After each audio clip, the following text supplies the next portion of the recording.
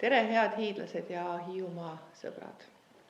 Täpselt aasta tagasi, 18. novembril 2021, valis Hiiumaa vallavolikogu mind volikogu esimeheks. See on olnud äärmiselt toimekas ja töine aasta.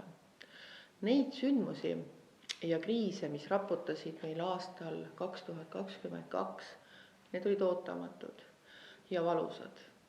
Sõda Ukrainas ja kõik sellega kaasnev energia- ja kütusekriis, suursaarte parvlaeva pileti hinnatõus, see kõik oli meie jaoks ootamatu ja pidime kohanema. See tõi kaasa lisatööd, kulusid ja pingeid meie vallaametnikele ja töötajatele koolides, lasteaedades, huvihariduses. Tahan tänada kõiki vallatöötajaid ja ametnikke. Te saite hästi hakkama. Tahan tänada vallavolikogu, kus kõik, ma rõhutan sõna kõik volikogu liikmed mõtlevad kaasa, teevad ettepanekuid, osalevad aktiivselt nõukogude ja komisjonide töös, osavallakogudes ja hoolekogudes. Ja kõik selleks, et Hiiumaa vallal läheks paremini, et kohustused saaksid võimalikult ratsionaalselt ellu viidud. Et otsused ja kulutused oleksid eesmärgipärased. Tänan kõiki panustatud aja heade mõtete ja koostöö eest. Eile, 17. novembril oli volikogu istung, mille päevakord oli päris pikk ja kestis 5 tundi. Esimeses päevakorrapunktis andis vallavanem Hergo Tasuja ülevaate möödunud kuul toimunust. 1. oktoobri seisuga on Hiiumaa vallas 9843 elanikku. Kaasav eelarve tõi kaasa otsused, et Emmaste saab hankida ajavõtusüsteemi Hiiumaale.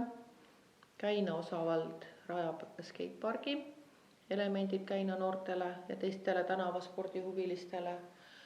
Kõrgessaare osavald Viskoosa kultuuritehase teatriala välisavade sulgemise.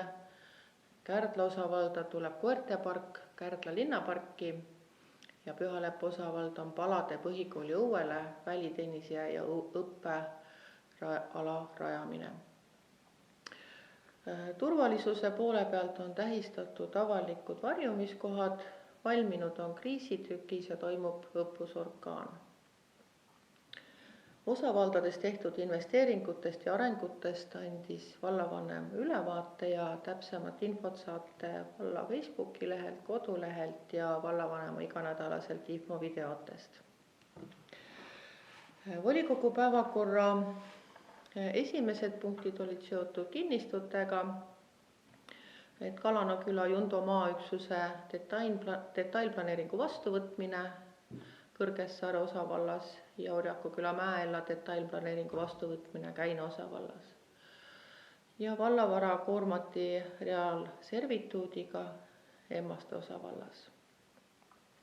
Päevakorrapunkt number 5 oli Hiiumaa valla Pühaleppa osavalla valitsuse hallatava asutuse Hellamaa perekeskus ja Kärdla osavalla valitsuse hallatava asutuse Hiiumaa sotsiaalkeskuse töö ümberkorraldamine, mille sisu on nüüd see, et 1. jaanuarist on nad üks asutus. Hellamaa perekeskus liidetakse Hiiumaa sotsiaalkeskusega. Hiiumaa sotsiaalkeskus on edaspidi valla hallatav asutus, mitte Kärdla osavalla asutus. Ja see otsus tõi kaasa selle, et jätkatakse seniste sotsiaalteenuste osutamisega päevakeskuses, kus on siis pensionat, sotsiaaltransport, koduteenus ja uusi teenuseid tuleb juurde. Tagatakse elanikele sotsiaalteenuste parem kättesaadavus ja ühtlane kvaliteet üle Hiiumaa. Ja jätkatakse koostööd kohaliku kogukonnaga, külaseltsid MTÜ-d, on paindlikum eelarve ja personaliotsuste tegemine on samuti paindlikum, et saab paremini asendada. Järgmine punkt 6 oli samuti ühendamise punkt, kus siis soovitakse Käina osavallavalitsuse hallatav asutuse elamuskeskus Tuuletorn ja Käina spordikeskuse töö ümber korraldada. Ehk nendest tuleks samamoodi Hiiumaa valla hallatav asutus ühise juhtimise all, nad asuvad ühes hoones ja sellega paraneks ka sünergia toel asutuse kuluefektiivsus, paraneks teenuste ühine müük ja teenindus ja toimuks paremini ühise hoone haldamine. Seal oleks lahtiolek ja logistika. See eelnõu läheb teisele lugemisele, kui sotsiaalkeskuse eelnõu võeti vastu ja rakendub juba 1. jaanuarist, siis Tuuletorni ujula siis 15. detsembril volikogu istungil on teisel lugemisel. Järgmisena määrati Hiiumaa vallale audiitor. Selleks on siis Ruut ja partnerid, kes läbi riigihanke võitsid siis 4 aastaks meie audiitorteenuse ja kõik vallaasutused siis on sellega hallatud. Ja nemad olid ka eelneval perioodil meie audiitorteenuse pakkujad. 8. punktina Hiiumaa vallavolikogu eelarve ja majanduskomisjoni koosseisu kinnitamises oli muudatus, et Reili Rand arvati komisjoni koosseisust välja ja komisjoni tuli juurde Tõnis Vilme. Järgmine punkt oli siis valla 2022 aasta teine lisaeelarve, ka oluline punkt, kus oli siis vaja korrigeerida jooksvalt toimunud muudatused, aga ka lisati ka siis kuluartiklid, täpsustati kuluartiklid Kõrgessaare programmi osas, et anti toetusi Kõpu vabakoolile arengukontseptsiooni väljatöötamiseks, Puski kiriku renoveerimise omaosalusele ja Utoopia 9a arendusprojekti toetuseks. Lisatud on sihtotstarbelised laekumised ja täiendav toetusfond, korrigeeriti eelarvega kulusid ning arvestatud on ümberpaigutustega ja planeeritud kuludes, lähtudes eelarve täitmise andmetest. Punkt number 10 päevakorras oli Kõrgessaare arengustrateegia 2030, see oli teine lugemine. Olid üksikud muudatusettepanekud, mis olid sõnalised ja täpsustavad, sisulisi muudatusi ei olnud ja arengustrateegia võeti vastu, nii et palju õnne Kõrgessaare osavallale. Teil on oma arengustrateegia, oma arenguprogramm. Edasi olid rida teise lugemise päevakorrapunkte, mida juba eelmine volikogu esimesel lugemisel arutas ja sinna muudatusettepanekuid esitatud ei olnud ja nendeks on siis Hiiumaa vallavalitsuse töökord, spordikooli põhimäärus, Hiiumaa sport põhimäärus ja need eelnõud võeti kõik vastu.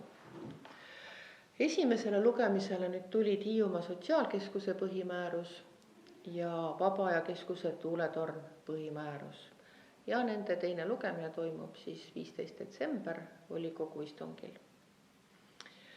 Hiiu maakonna omavalitsusüksuste ühiselt täidetavate ülesannete täitmise delegeerimise eelnõu oli vajalik selleks, et vallavalitsus saaks turvalisuse komisjonis teha muudatusi ja selle komisjoni tööd juhtida ja koordineerida.